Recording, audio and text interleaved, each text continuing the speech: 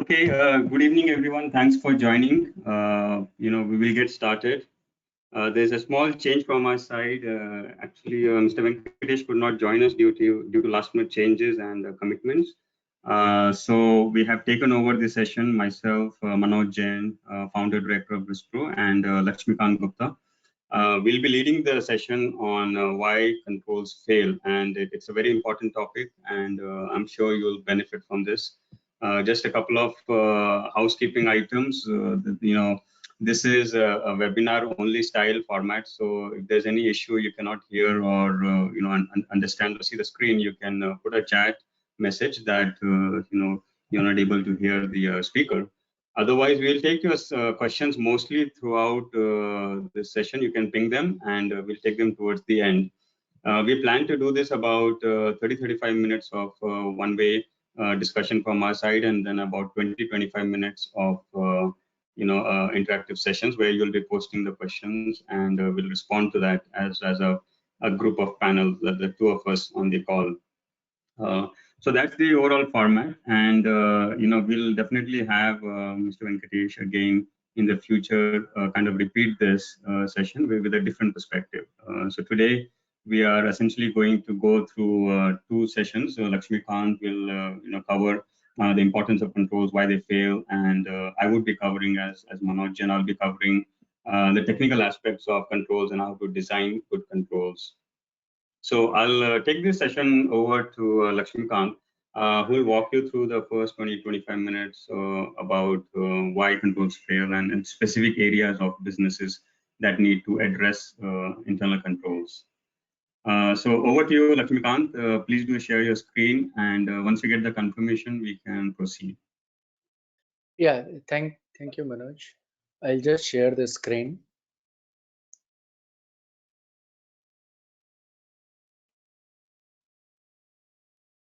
On screen sharing, in fact, I should click on this. Are you showing my screen?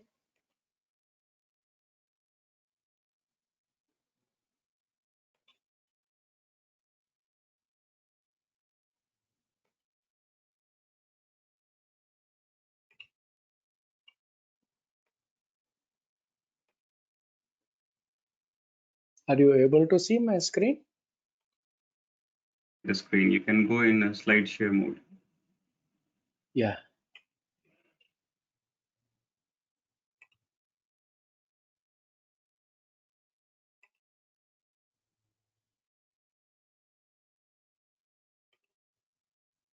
Yeah, I'm in slide share mode.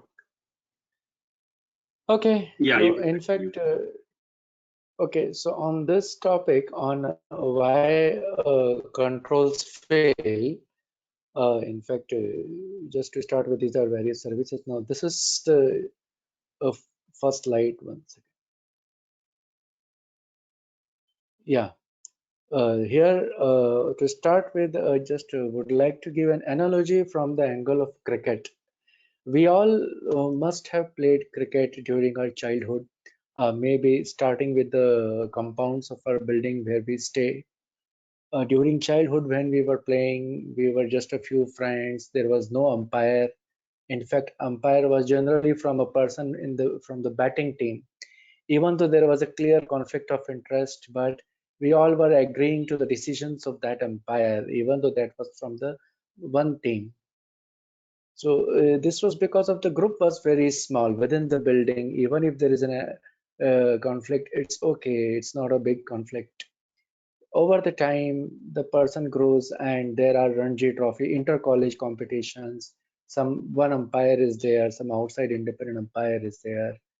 Thereafter, Ranji Trophy, interstate game, national games. So the higher we go, the more visibility in the public.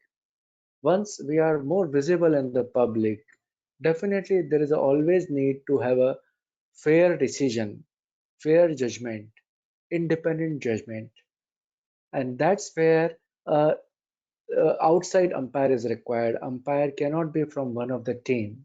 An outside umpire is required. It came out that just one umpire standing opposite the batsman is not enough. So the another leg umpire was appointed. But over the time, it was found that just two umpires also not enough. So the position of a third umpire came in the picture, which is basically CCTV camera recording, which is run again and again to ensure that the decision is taken uh, on a fair basis, on accurate basis, without any bias, without any judgment, or without any conflicts on any side of the party.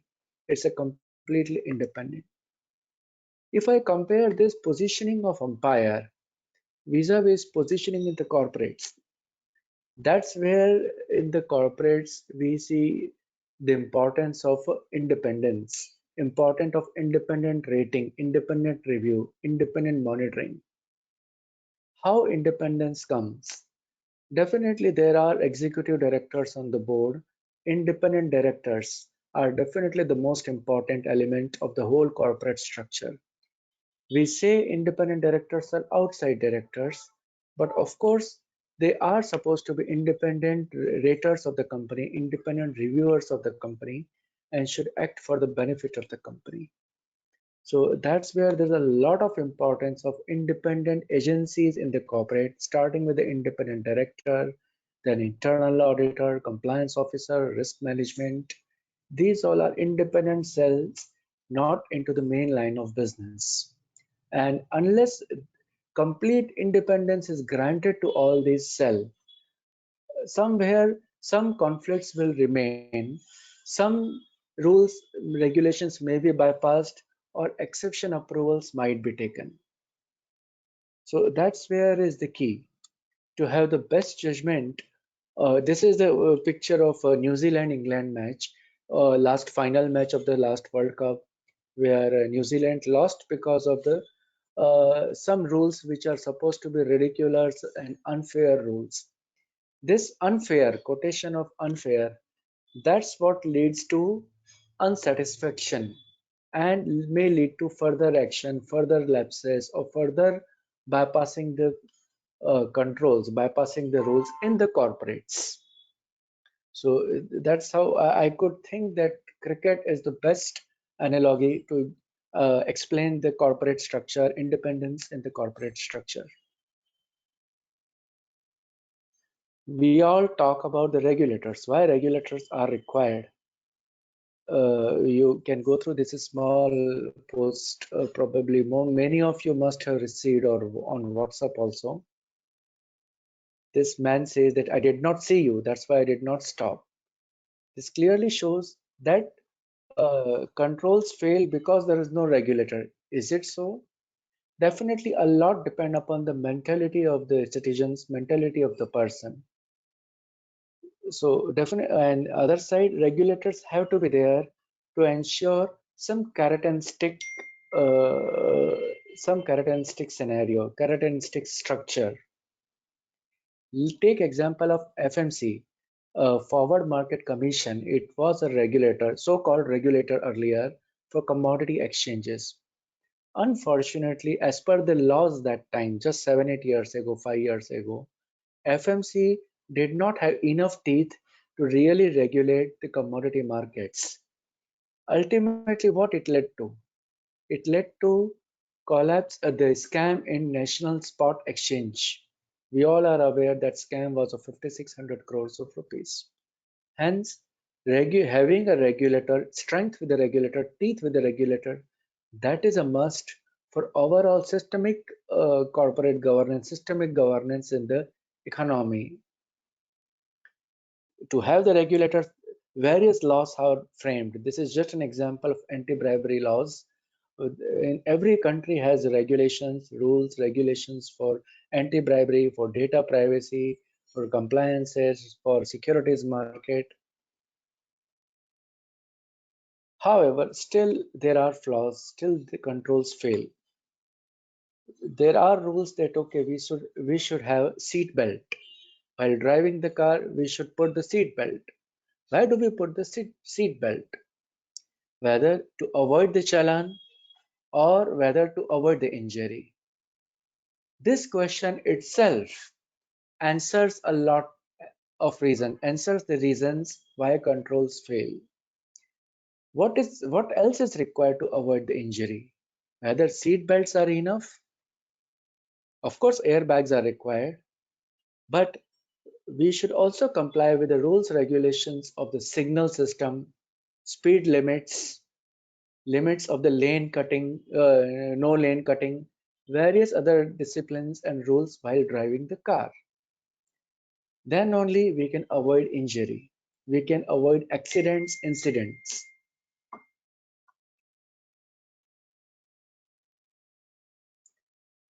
Nirav Modi, this case, no one, all of us remember him, know him, and all the Indians are eagerly waiting for him to come back to India. Now, this is a typical case I have picked up to showcase something different. He was the person at the top, at the senior management level, at the top level of the bank. At the same time, he was having the authorities to run the payment system, transfer system. When the persons at the top can authorize certain transfers, certain payments, definitely it he is entrusted with a lot of trust. If there's a breach of trust from the senior most person, definitely the whole governance in the corporate collapses, and it may lead to failure. If because ultimately tone from the top, without talking about tone from the top, we cannot deep dive into why controls fail. It's not just, again, not just tone from the top. Some basic alerts, basic procedures are required.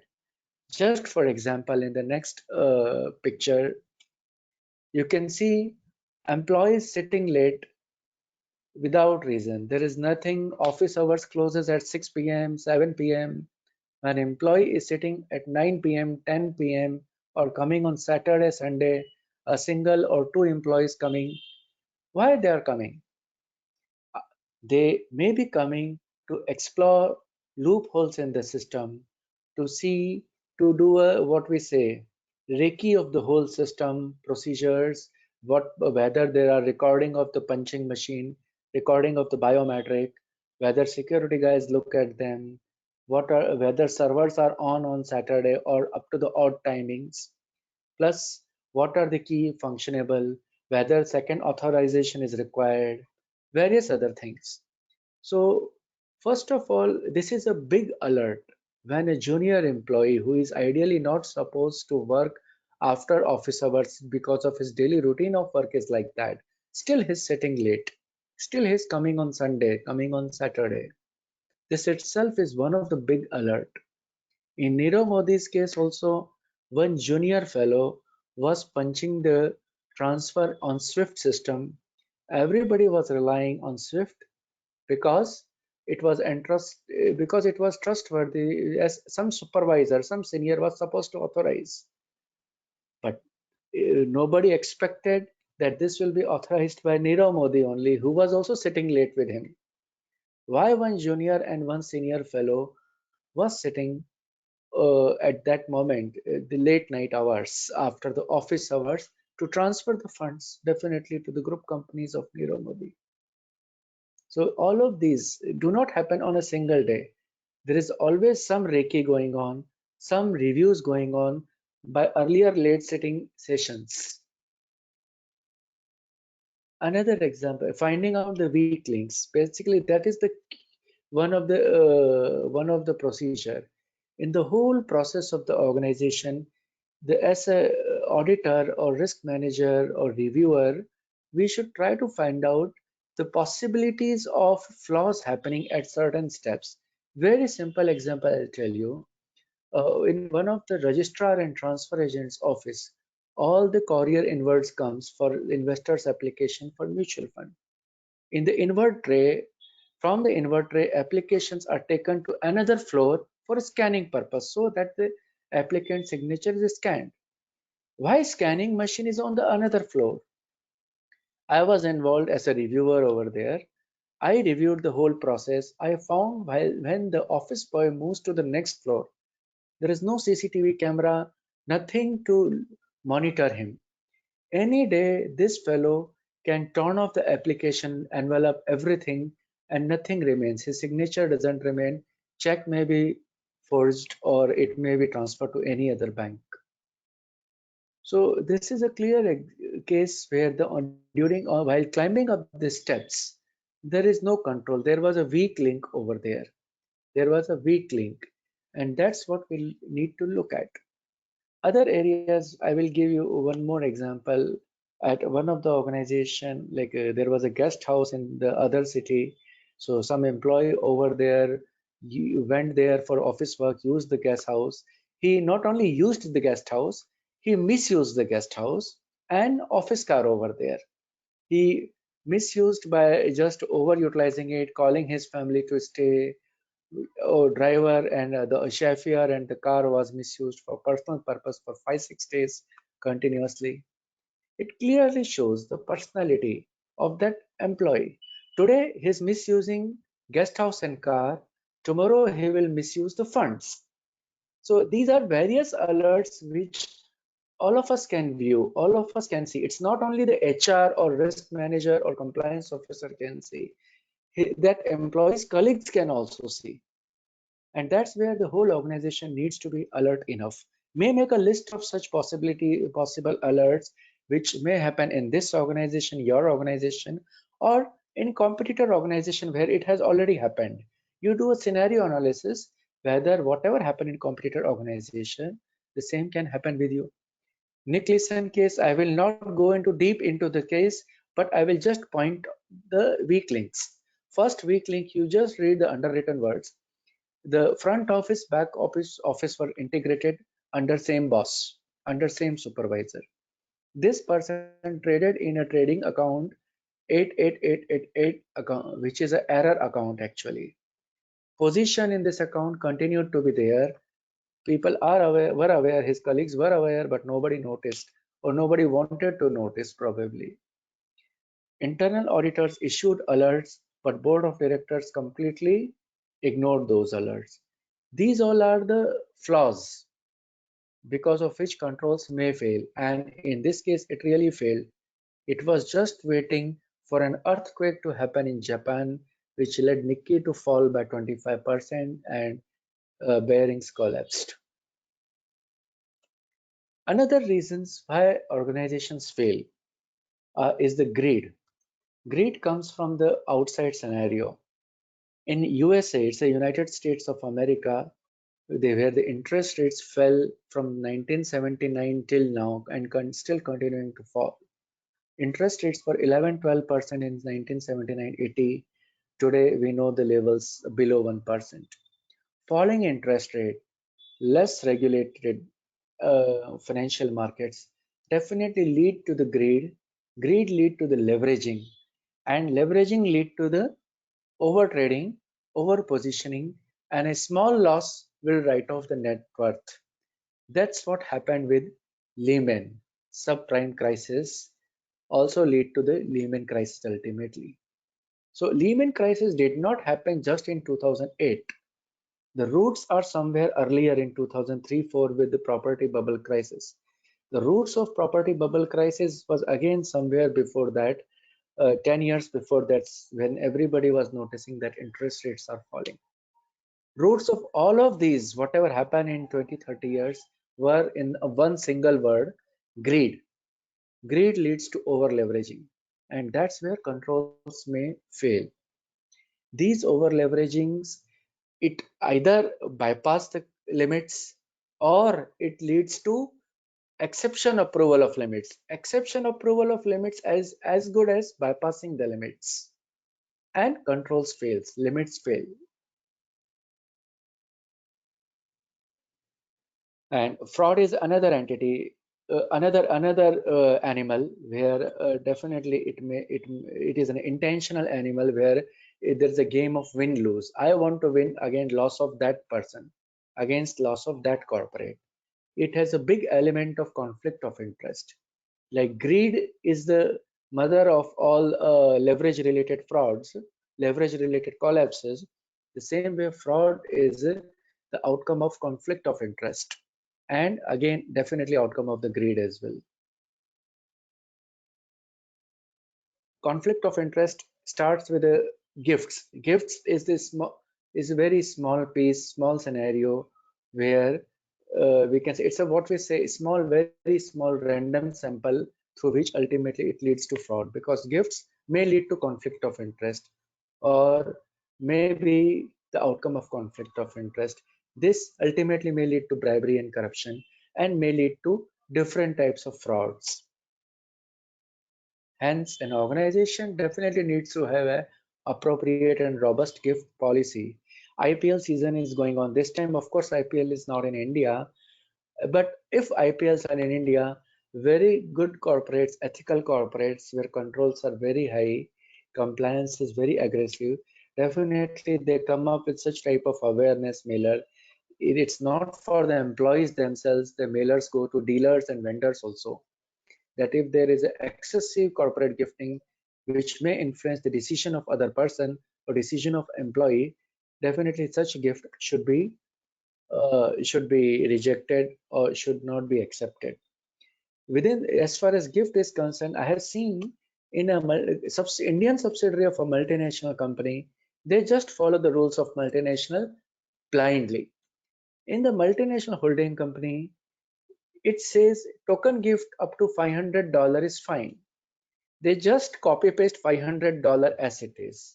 They do not convert into 500 rupee or 5000 rupee. They say, okay, token gift of $500, or we can say today's value 35,000 rupee is fine. That is definitely a big amount for any public servant to get influenced and definitely leads to bribery. Bribery, corruption ultimately are again the outcome of gifts, an outcome of definitely creating an influence, creating a conflict of interest. This is very important from the angle, this is very hurting from the angle that it completely destroys the objective of independence. Enron case, let's not go into deep of the case. This was a case of window dressing. However, the oval shape, you can see the whistle blowing. Some whistleblower came up with the openly came up with the what is happening in Enron, and this fraud of window dressing came out. Recently in India, in PMC case, we all are aware that a few employees in the credit departments of PMC bank came out. They reported to RBI, so they acted as a whistleblower to just unearth this fraud in PMC bank. Hence, there is a lot of importance of whistleblowing. Wherever the whistleblowing mechanism is strong enough and employees are encouraged to blow the whistle, it's not only employees, even dealers and vendors are encouraged to blow the whistle, definitely chances of fraud, potential fraud reduces a lot. Even if a single whistle is blown which comes out to be a genuine complaint, the losses, continued losses due to that fraud reduces by 1/3, because whistle is blown, so fraud stops there. So it is a proven figure that fraud losses reduces to by 1/3.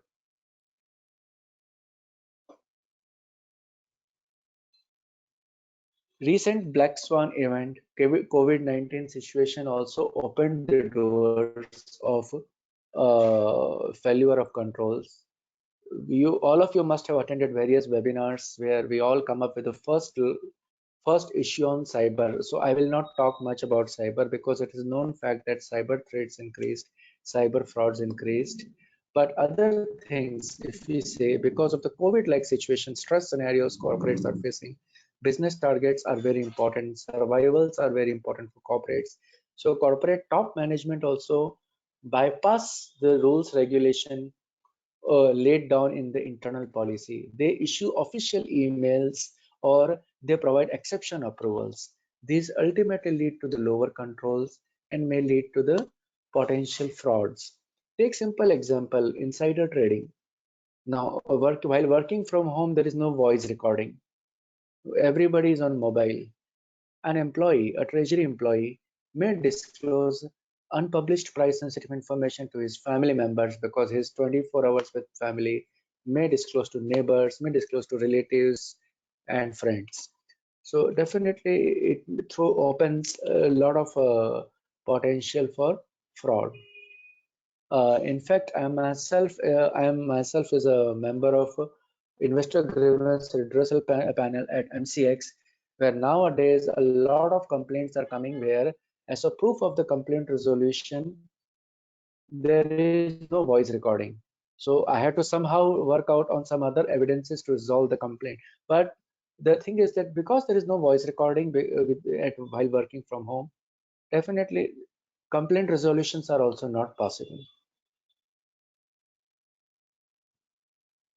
Information security broadly, we all are aware, so let me not go into depth. The only thing is that more and more awareness is necessary, and more IT savviness is necessary. We should learn more to run the computers, to learn the internet, to learn the systems and processes. Identity theft, use of the social media, all of these needs to be taken care with the higher levels of awareness to control to reduce the chances of the fraud. Why fraud happens, why controls fail? Again, of course, this is there is a theory of four factors leading to the fraud known as fraud diamond theory. There should be opportunity to do fraud. Opportunity like if you're sitting late, nobody notice. Rationalization, there is no disciplinary action. Even if the company gets to know about fraud, you may be asked to pay some compensation of just a few thousand or 1 or 2 lakhs and go ahead. In fact, I myself have seen, I was a compliance officer in an entity. One of the board member over there, out of ignorance, he traded in a stock which was in restricted list. I escalated the matter. It went to the disciplinary committee. Disciplinary committee levied a fine of 2 lakhs rupee upon an executive director of very well-known organization. You all can understand that it is not something which will be a deterrent. A pressure, maybe the job losses or the appraisal issues or the financial position. These may also lead to stimulus to do some fraud. Let's look at the opportunity. Opportunity is the biggest trigger because we all work in the corporate environment, most of us. So whether corporate provides opportunities where an employee or dealer or vendor can do a fraud, that's where is the first test we have to look judge. All of these are like a red flag, and as a compliance and risk person, definitely you should use these red flags to carry out the fraud risk assessment, whether your entity, your office can have such type of red flags. For example, misuse of guest house office boy, whether your office has any guest house where employees frequently visit. CCTV camera on various floors while climbing up and down, even in warehouse, whether in your factory and warehouse go downs, whether there are enough ventilations, camera, CCTV camera working, whether does it happen that a truck comes in the night hours with 10 tons of goods. However, only 9 tons are unloaded, 1 ton is still in the truck and truck goes away. Then ultimately there is a vendor and procurement division collusion. So persons in charge of IT, petty cash, or the person who are authorized signatory to the bank account, mutual fund redemption, or having the passwords of these, those are definitely the fraud related potential fraud areas, and that needs to be looked at it much more deeply. And mobile phones, I already told. Lapses in documenting minutes, second last point. Like here, one instance I'll tell you. One of the company in which a private equity fund invested, there was a nominee director from private equity fund to that investee company, and who has a veto power on some sensitive issue. What that investee company did, they created forged minutes that there was a meeting on this date. Notice was of course issued, but this nominee director attended the meeting and agreed to the resolution. That's what was minuted, while in fact that nominee director did not attend the meeting and did not say yes to that resolution where he had a veto power, but still minutes were forced.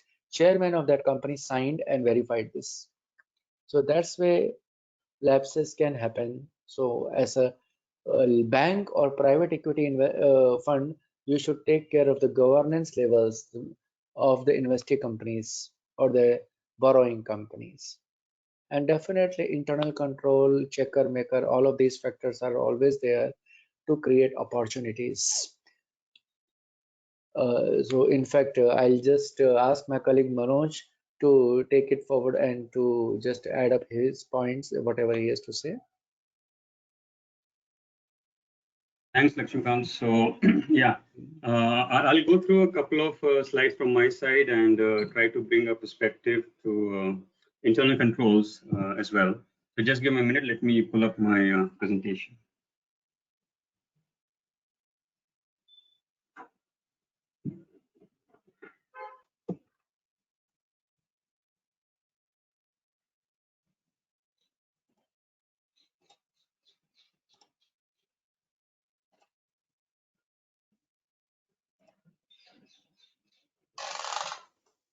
So you should be able to see my screen. Let's continue. So this is the second half of the session, essentially walking you through some of the technical aspects of controls, the design side, and essentially why controls fail as a root cause of this problem. So just a quick overview about myself, a little background. I'm the founder director and 20 plus years of experience across risk consulting and different domains. So, internal controls has been, a very strong subject area for myself, as well as looking into different aspects of controls. And for internal controls, we normally rely on a very strong framework called COSO, integrated approach to internal control, which has gone through various revisions. So it's very important to understand how to design good controls so that they can be effectively used and implemented. And this one slide I want to keep on COSO, which brings the whole concept of controls. Essentially, the sequencing of this is objectives need to be identified. Risks that prevent those objectives to be met have to be identified. And then we define controls specific to those risks. So if you have a control that is misaligned, then it will not work, or it's likely not to yield the benefits of risk mitigation. If your risks are not aligned to business objectives, then you're performing controls which are not relevant to you, and ultimately people will stop, executing those controls or implementing those controls. So a lot of things can go wrong in this whole dynamics, but throughout the course of implementation of the controls, we need to remember that risks have to be identified specific to what you want to achieve as a business objective, and controls have to be aligned to those specific risks. So again, using the example of signal lights and traffic lights, it's very important because it's like a risk that is very easy to understand. So the first reason why internal controls will fail is because of communication. Either the controls are not visible, they are not evident to the control owner, or they're not communicated to control owner. So how would you expect someone on the factory floor, or someone in the specific departments in the corporate, to do something specific on a defined periodicity unless he's been told? So it's very important to communicate those controls very well to the owners. The responsibilities have to be defined, and the policies need to have a very strong documentation, which is clearly outlining the controls that need to be executed. So the reason why the controls are generally not performed in companies, and that will be the reason why they fail, is because sometimes people don't know exactly what to do, and that becomes a communication gap. Secondly, you could have a lot of controls to mitigate a specific risk. And there could be many examples. It could be accounts payable, it could be invoice payments, entry booking. You could have 10 different people verifying the same thing, automated controls, detective controls, monitoring controls. Generally, what happens when you have too many controls is you overburden the system with those controls.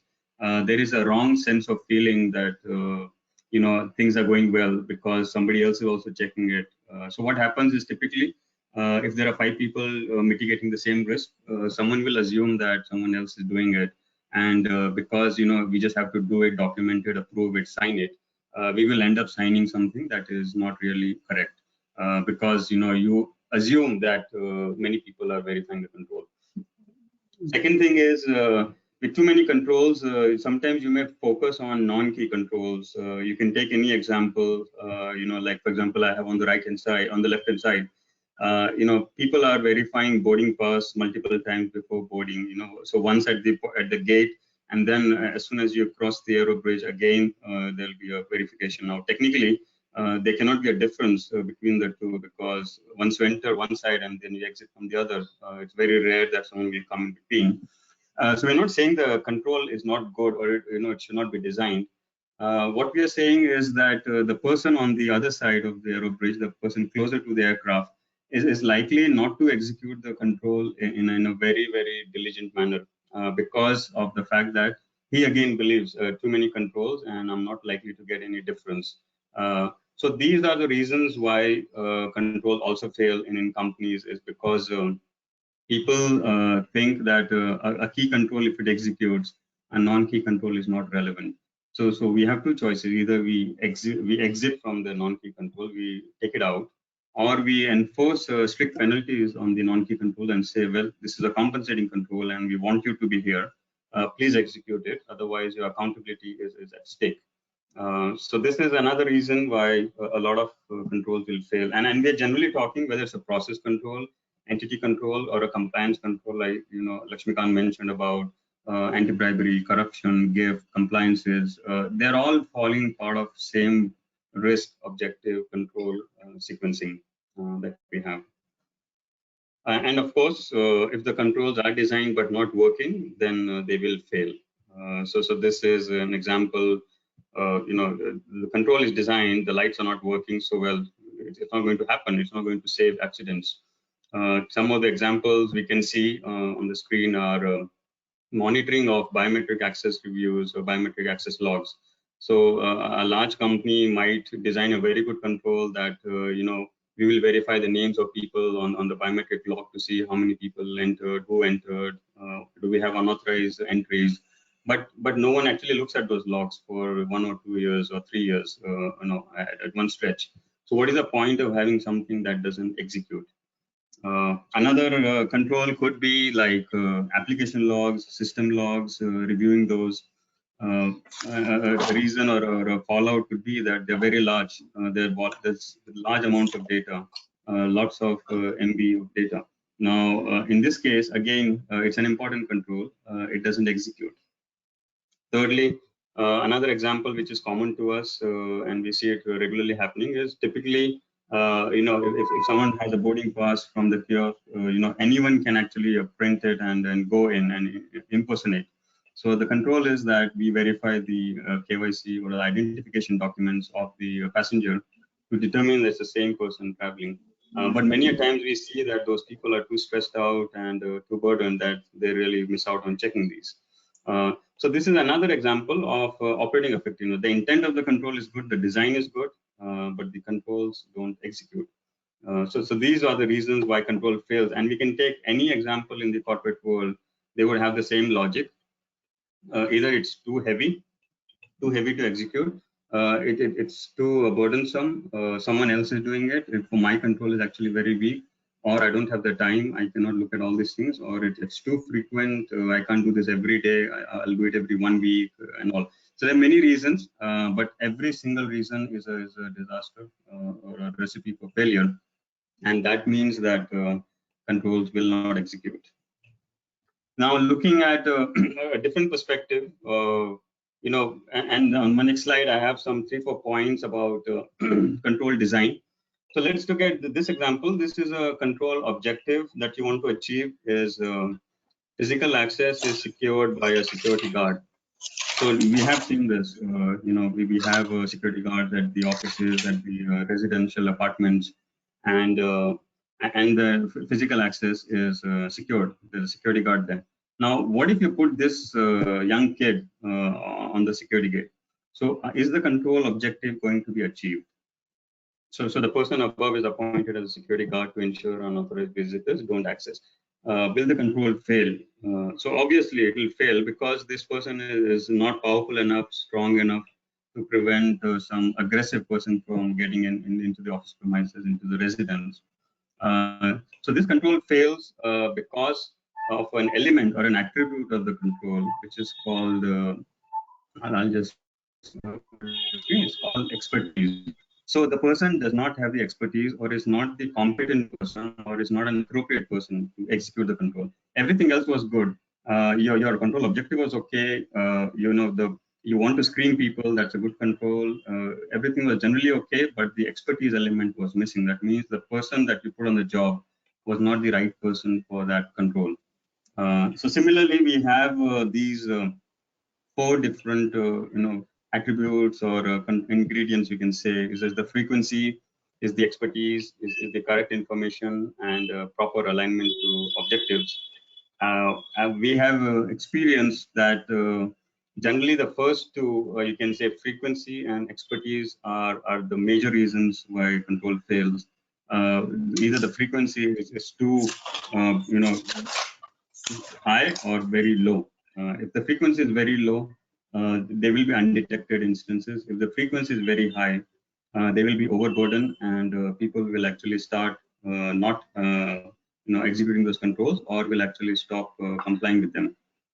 Expertise, again, there are so many companies who are stressed out and who have cost issues, and subsequent to COVID, we're likely to see more roles and more controls being executed by a same set of people with little less hiring. So that will mean that segregation of duty element will go out for a toss. Different people will be performing different controls. So an accounts person might be performing controls of a treasury related activity, or a salesperson might be doing something totally unrelated to what his expertise are. And all this means is that you don't understand why we do the control, how to do it, and you still do it because there's no one else to do it for that. So these expertise, frequency are likely to impact post-COVID controls significantly, and they're also the reason for failure. Correct information is all about getting the right information to the person so that he can execute the control. In this case, possibly we may not have enough information, our applications may not be fully accessible. So there is a chance that information is not readily available and will not be able to execute those controls. Uh, so this is a very important thing, and let me see. I wanted to also just touch upon one slide, which is again very important. It's coming from PwC, and we picked it up from there. The reason why I have this slide, it brings out a very important elements of how controls are designed and why they would fail if they're wrongly designed. Things like level of aggregation. A control that is performed at a more granular level is more precise than one performed at a higher level. So, what is the level of review that we want to do? Are we going to do it at the department level, at the product level, or are we doing it at the enterprise level or at the global level? These kind of things decide whether it's enough to make it work or not work. Taking an example of, again, frequency in post-COVID scenario. So now people are working from home, and previously, before work from home culture was there, let's say access logs were reviewed on a defined frequency on a 1 week basis to see has anyone unauthorized access has happened or not. Possibly we want to now revise this frequency in a work from home situation, because people, there are family members who are accessing the same device, the laptops and machines. They could be using different networks, different Wi-Fi connections to access. Now, in such a scenario, keeping the frequency as 1 week is not going to work, or is not going to meet your objectives, and the control will likely fail. If the control objective is to prevent unauthorized access, the control will fail because 1 week frequency doesn't work in a work from home situation. So one of the exercise that a company has to do is revisit all the controls of a company, and then try to look at some of these ingredients. Is the frequency enough? Should we readjust it, recalibrate it? Is the person doing this job okay? Does he understand cloud security. Maybe he's an IT infra guy. Now everything's on the cloud. Or maybe he can do controls better when he sees people and their problems in the office. Now it's a work from home. Can I talk to people there remotely? So we might have to change people to execute the control. We might have to change frequency, and we might have to change the reporting and the information we get in order to meet the same objectives. So if you're not doing any of these changes on an ongoing, real-time, constant basis, I mean on ongoing basis, the controls will fail, and then that is pretty obvious because of this whole element of how controls are designed and how controls are likely to execute. So this is a very, very broad subject, internal controls, and although it's very easy to understand what internal control is, what risk is, but believe me, when it comes to actual implementation, it really fails, and it fails for many, many reasons. There's culture, training, ego, ethics, entity level controls, training, awareness, the ingredients I mentioned about, the compliance monitoring, are people doing it, verifying whether it's working, not working, internal audits. So it's a very, very vast area, and the low-hanging fruits in this possibly are things like recalibrating, performing more internal audits to verify whether the controls are working or not, and then ultimately bringing out a lot of the entity-level controls. So in a pre-COVID or you can say in a stable environment, entity-level controls assume slightly less importance. In a dynamic, emerging risk scenario, they assume a lot more importance. So those are the things I think that we need to change. So I think this is it from my side. Let's definitely open it up to questions. Myself and Lakshmikant will go ahead and answer those. We have another 5-7 minutes or so. Please go ahead and share some of your questions or your experiences, and I will try to read them out to all of us. And possibly if you can answer some of those questions, it will be good for us. So I'll pause here and yeah. Yeah, one of the common comments or question is coming that whether these slides will be shared, whether will you share the training presentation. So normally one link is shared after this webinar. One link will be shared from RiskPro, which will have the recording of this presentation and where you can see the slides as well. Yep.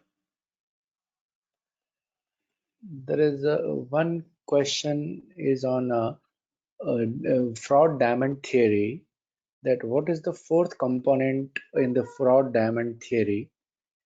Fourth component, I think you are asking for the component which was there in my presentation, right bottom side. I will just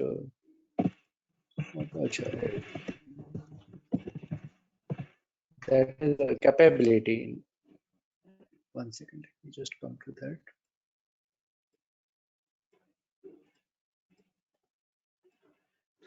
Yeah, and also while Lakshmikant is pulling it up, any experiences you've had with respect to some internal control failures? Possibly, we can share that experience or any examples you can relate to why some controls have failed in your organization in the recent past. I think that will be good to share also with the audience. Yeah, Lakshmikant, go ahead. Yeah, like fraud diamond has four factors. First, opportunity, which I had mentioned along with a few scenarios of the red flag. Second, pressure basically relating to it may be personal financial troubles, personal financial problem, plus it may have certain other issues like job loss or threat of job loss or appraisal related issues.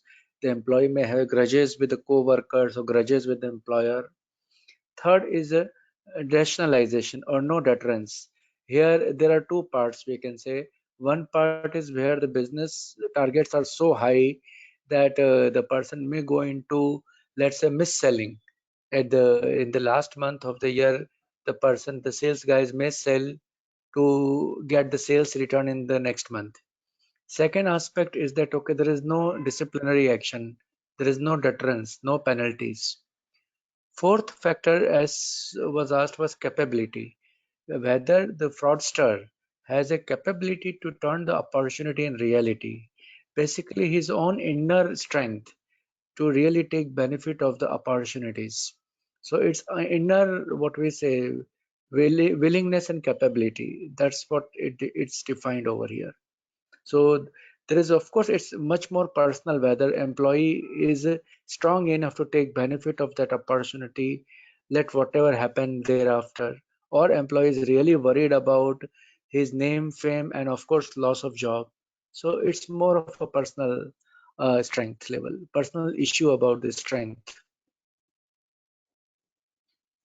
Yeah, I hope I answered the question. Yeah, and another question has come, or basically an observation has come from Kirith Jain. So the comment is that they say that from my last experience as a head of HR of operational risk at a bank, I believe people are the key risk for control failures, even though controls are well designed. So yes, that's a very valid point. At the art of control failure is its people. It is greed. It is oversight. It is a missed out thing. Basically, human beings are going to make errors, and every control is executed by a human being. So if the people are not appropriate to the control, to the way they operate, to the training element, the ethics element, the whole integrity element, no matter how strong or how expensive the control is, it will not execute. So it's a very valid point from Kirit Jain on that. Yeah, Lakshmikant, you want to go ahead and take this one? How do you select and monitor the right scope and mix of controls? Here, of course, like as Manoj explained, that the most important is the current scenario and alignment of control with the company objective. At the same time, studying the current scenario, as he explained that in the work from home situation, controls may need to realign with different frequency. Whether the second aspect is the expertise, whether the person who is in charge of the control is expert enough to really look after the controls into the work from home scenario, while or is he really more IT savvy to look at the control factors. Plus, of course, if the controls are aligned properly with the management objectives, those will be taken seriously. If these are not aligned with the management objectives, it will be ignored by the management and the other employees. So we have to look at from the perspective of its relevance and what management needs to do or what we need to do to achieve the management objective. That's what needs to be studied, analyzed to arrive at the structure of the control. Manoj, if you want to add something, or Yeah, no, I think that is appropriate. And also, the culture is very important. We were talking about culture. Then there has to be an element of compliance, as again mentioned by one of the participants. We have not touched upon culture in general, but culture is also very important. We are seeing a regime of a very highly regulated environment. Regulators are wanting us to comply with elements. There are various audits going on, assessments going on of organizations. So all this is putting us in a very, very strong regime of a highly regulated, highly controlled environment. In such a case, if we don't have the right culture, all these things are going to fail, which is going to result in essentially control failures. So I think definitely a good point on that. So one other point I can just read out is, this is Kaushal Himani. Based on my experience, rotating people into different roles is very critical. I had come across an instance wherein finance person was shifted to procurement. With this, the person has access as well as entire process knowledge. Yes, so it's a good point, good observation that has been made. So this is a combination of two failures. One is that the expertise thing I spoke about. You're putting someone who does not have a full expertise of a new process. He's likely to make failures there. And the other one that Kaushal has highlighted is that you're putting a person with a dual knowledge. So he has knowledge on the other side of the transaction, as well as the transaction that he's planning to do. He has knowledge of finance and procurement. So somewhere the segregation of duty, although it might be existent, but because he has so vast knowledge, he's likely to also result in potential frauds. So yes, good point noted there. Another one is from Vikrant Tangsale. One of the common challenges that we come across is question the control itself. The management or the operations often see controls as a bureaucracy or something that complicates the process. The challenge is steep, particularly with employees who have spent a lot of time in one service. What tips would you offer to handle this side? In short, the culture. So I'll take one view, and then of course Lakshmikant can add to it. So yes, I did mention about a lot of traffic lights or overburden or excessive controls. So one of the biggest problems of this is, as you mentioned, is people are questioning, why am I even doing it? I'm sure you would have come across this in your own minds. Why are people checking my boarding pass 3 times or 5 times, at different points when they can't be any difference? So it's likely in the same way, controls get implemented at different points in the journey of a company at year one, year two, at different points, different places. And at some point, there are just too many controls that we forget to remove them or we forget to fine tune them or modify them. And at some point, the people are questioning, well, why am I even doing this? Is so bureaucratic? It's just a waste of time. I think once a lot of complaints like this start coming, you should reassess your whole internal control environment and see. And this is an ongoing process. Every 2 to 3 years, if you clean up your controls, you're likely to have a strong internal control framework. And if you don't do that, you will end up being a very bureaucratic environment where nothing will work, even if you have thousands of controls. So Lakshmikant, what is your view on this specific point? Yeah, definitely it's worth what Manoj said definitely makes sense that okay, it's not only just testing of control or finding out operating effectiveness of the control that is necessary.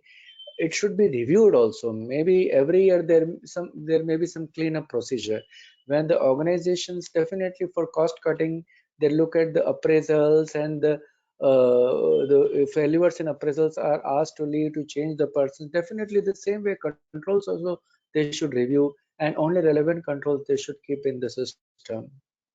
In addition, we should also recognize that, okay, some controls cannot be avoided. For example, a frequent flyer. Every time he sit in the flight, he goes through he listens to the recording about safety measures and oxygen level coming down, so what to do and all those. Every time, maybe maybe taking connecting flights, still he has to listen to everything. So these are such a control which cannot be avoided in any way. So we have to accept that certain controls are inherent part of the journey, inherent part of the operating process of the company, which really we cannot avoid because the survival of the organization may depend upon that. So that's what, for Yeah. example, daily DRBCP, we cannot avoid. IT guys have to sit late to do to sit late to do backup. Every day they have to sit late to do backup. This control, we cannot skip that. Okay, let's not do backup one day. This cannot be done. True, true.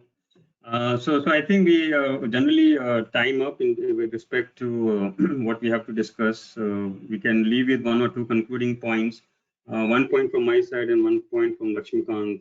So my point would be, which I have just explained in the previous question, is that internal control design and operating effectiveness is a dynamic process.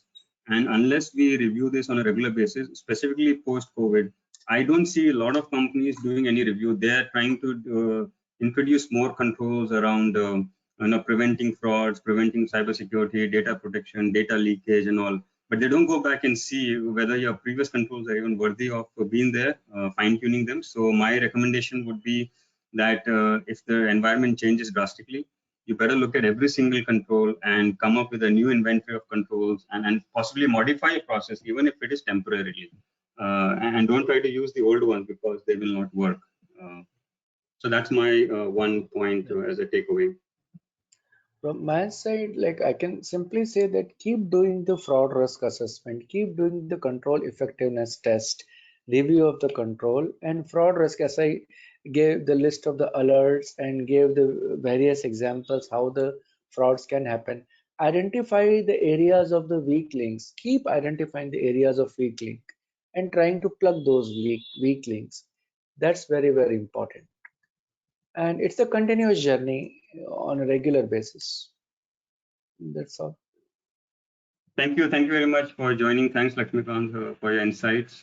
Look forward to engaging with all of us on the call again sometime. Thank you. Bye-bye. Thank you. Bye. Thanks.